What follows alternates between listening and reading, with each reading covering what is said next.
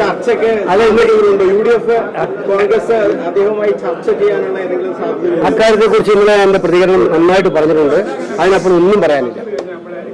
അല്ല, എന്താണ് ആ പ്രശ്നം പരിഹരിക്കേണ്ടത്? അല്ല, അതെല്ലാം ഞാൻ പറഞ്ഞല്ലോ, ഇന്നലെ പറഞ്ഞിട്ടുണ്ട് അതിന്റെ കാര്യം. എന്താ എന്തെങ്കിലും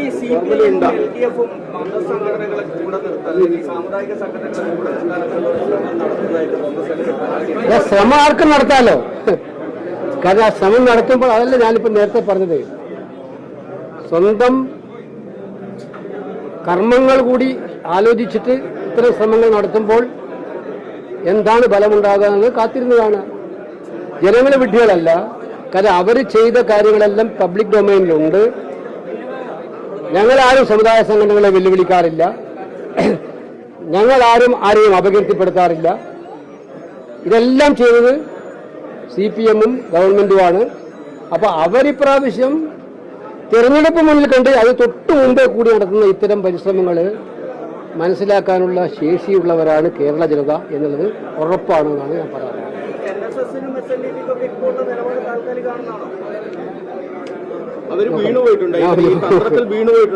ഒരു കാര്യമില്ല. എത്ര ചോദിച്ചിട്ട് ഞാൻ ഇതിനപ്പുറത്ത് അതിനകത്ത് ഇന്നലെ പറയേണ്ടത് പറഞ്ഞു. ഇന്നലെ പറയേണ്ടത് ഞാൻ പറഞ്ഞു. ആ ഒരു വിഷയത്തിൽ ഞാൻ എന്റെ പ്രതികരണം പറഞ്ഞിട്ടുണ്ട്. പാർട്ടി നേതാക്കന്മാരും പറഞ്ഞിട്ടുണ്ട്.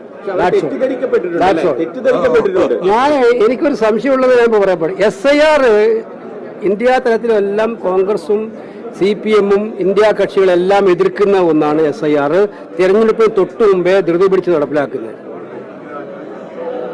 അതിന് പ്രതികരിക്കാത്ത ഒരേ ഒരാളേ ഉള്ളൂ. കേരളത്തിലെ ഇന്ത്യയിലത്തെ എല്ലാ ഇന്ത്യ മുന്നണി മുഖ്യമന്ത്രിമാരും പ്രതികരിച്ചിട്ടുണ്ട്. SIR-ൽ പ്രതികരിക്കാത്ത ഒറ്റ മുഖ്യമന്ത്രിയേ ഉള്ളൂ, നമ്മുടെ കേരള മുഖ്യമന്ത്രി. അവരുടെ പാർട്ടി പ്രതികരിച്ചിട്ടുണ്ട്, ഞാൻ ഉറപ്പിച്ച് പറയാം. പക്ഷേ മറ്റു മുഖ്യമന്ത്രിമാർ, സ്റ്റാലിനായാലും ഹേമന്ത് സോറനായാലും മമതാ ബാനർജി ആയാലും കോൺഗ്രസിന്റെ മുഖ്യമന്ത്രിമാരായാലും അവരെല്ലാം ഇതിന്റെ സമരത്തിൽ മുന്നിട്ട് വന്നവരാണ്. SIR-നെതിരായിട്ടുള്ള പോരാട്ടത്തിൽ അതിലൊന്നും ഒരക്ഷരം മിണ്ടാത്ത മുഖ്യമന്ത്രി ഇപ്പൊ കേരളത്തിന് SIR-ന്റെ കാര്യത്തിൽ മാത്രം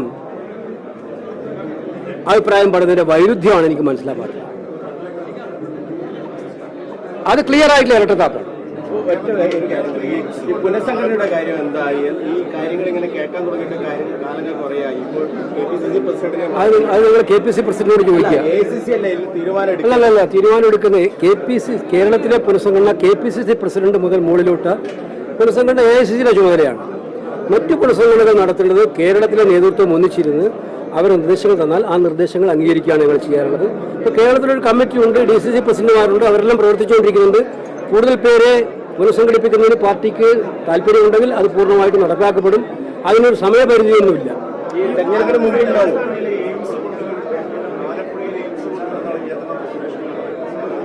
അല്ല, അതൊരു കേന്ദ്രമന്ത്രിയുടെ പ്രഖ്യാപനമായിട്ടാണ്, സുരേഷ് ഗോപിയുടെ അല്ല. ഒരു കേന്ദ്രമന്ത്രി, നരേന്ദ്രമോദിയുടെ ക്യാബിനറ്റിലിരിക്കുന്ന ഒരു കേന്ദ്രമന്ത്രിയുടെ പ്രഖ്യാപനമായിട്ടാണ് ആലപ്പുഴയിൽ എയിംസ് വേണം. അപ്പൊ അത് സ്വാഗതാർഹമായ കാര്യമാണെന്ന് ആലപ്പുഴയുടെ ജനപ്രതിനിധിയുടെ MP എന്നുള്ളത് നമ്മൾ പറഞ്ഞു. കാരണം കഴിഞ്ഞ ഒരുപാട് നാളായിട്ട് കേരളത്തിന് ഒരു എയിംസിന് വേണ്ടി കേരളം കരഞ്ഞു കാത്തിരിക്കുകയാണ്.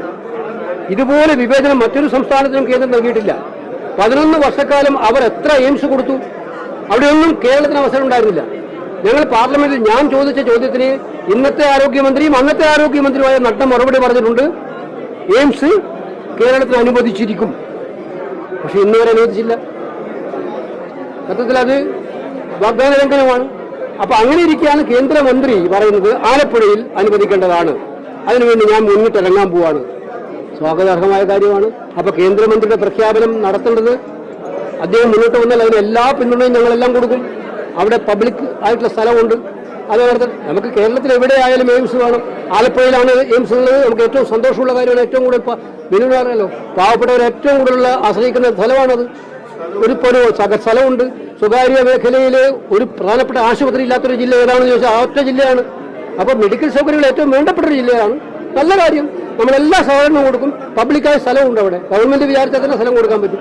അക്കാര്യത്തിൽ സുരേഷ് ഗോപിയുടെ നിലപാട് അദ്ദേഹം കൂടുതൽ ശക്തമായിട്ട് ഉന്നയിക്കണമെന്നാണ് പറയാനുള്ളത്. എല്ലാവരും